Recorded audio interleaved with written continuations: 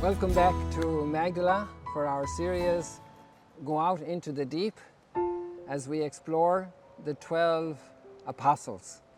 And today we have James, son of Alphaeus, as Mark chapter 3 mentions in the list of the apostles.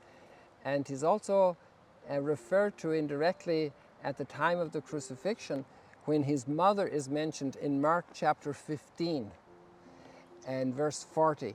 And there we see that Mary is the mother of James, the younger, or the less, and also of Joseph. So he has a brother. So now we know he's the son of Alphaeus.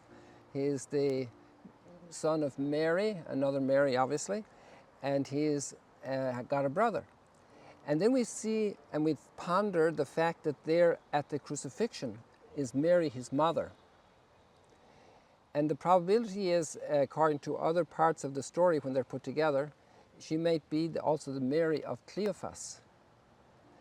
And so here we have a relative probably of Jesus, and therefore the brother of Jesus. So we have three James that scholarship tries to analyze and distinguish: James the greater, or the great, and we have James the less, or the younger, and we have James the brother of Jesus.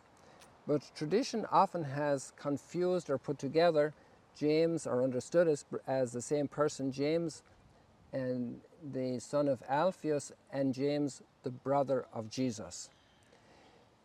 We won't fix that problem because it's very entangled and it's been there since the beginning of the church. And even though present day scholarship tends to separate them very clearly, it's very possible that those attitudes will not stay for too long, that there will still be a much sustained debate on the matter. So I will just treat, without distinguishing, those two James, James the brother of Jesus, and James the son of Alphaeus, James the lesser. So what do we know about him? Well, he doesn't say much.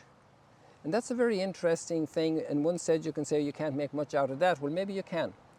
When you have a group of people that's living together for a while, and basically the Gospels tell us about them, and tell us a lot about them, then we see the normal, naturally given variety of personalities and characters. And so we have Peter all the time talking, and almost all the time Jesus correcting him, except at Caesarea Philippi when he praises him. And then we have Philip asking questions at the Last Supper, and Jesus said, "How long do I have to be with you? Don't you know me?" And we have somebody else speaking as well, and now it's not coming to me. But it's interesting that James, the son of Alphaeus, is not speaking. And why is that? There are always in groups of people, some few people or maybe many people, who are quietly pondering and getting what's going on. And they get the whole picture. One of the reasons we can be pretty certain about this is that we see James as a man of deeds. And that's what he speaks about in his letter. We'll get to that afterwards in the second session. And he is doing, his family is doing. Faith is a path of being with Jesus, following him along the way.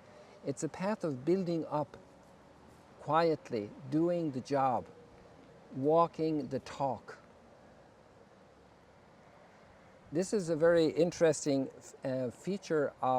possible feature of James, the son of Alphaeus. But then a moment comes when he does talk. And when they said about Thomas Aquinas, when he was studying, students mocked that he was so quiet. And Albert the Great said, "Well, wait until the dumb ox speaks," and what he did deliver for humanity. And so here we find at the council in Jerusalem in the Acts of the Apostles chapter 15, we find James is the one who delivers the judgment for the community on the very thorny, controversial issue of circumcision as an obligation for the Gentiles should they be baptized. And when all the passions were poured out from the different sides of the argument, there was silence, and James responded. So he responded. He wasn't the main speakers of the speakers in the beginning. "My brothers, listen to me. And then he goes on to do a little summary, and he quotes the prophet Amos to make his point. And then he said, "It is my judgment, therefore, that we ought to stop troubling the Gentiles who turn to God, but tell them by letter to avoid some bad practices." So here we have this great personality that it's vested with a lot of authority, that's able to speak and settle the matter because it's his content is the main substance of the letter that's sent to Antioch to resolve the dispute. And we can turn now to Flavius Josephus, who has a very interesting text in the Antiquities of the Jews, one of the books he has left us, in 29:1. And there he says the following. There was obviously great hostility to the Christians in Jerusalem from the Jewish leadership. And Paul had escaped their clutches. He was on his way to Rome. We're talking about the year 62. Festus the governor had died. And Caesar had appointed a new governor, Albino. So this is the circumstance. So I'll read from Flavius Josephus. Festus was now dead, and Albinus was upon the road. So the high priest Ananus assembled the Sanhedrin of judges and brought before them the brother of Jesus, who was called the Christ, whose name was James, and some others. We leave it like that. They give, obviously then Flavius Josephus mentions this horrible death they give, and there was quite a bit of controversy among the Jewish society that really appreciated James, even though he was the leader of the Christians, because of his great standing in Jerusalem. And this is a sketch of James, so come back for part 2 as we conclude about him.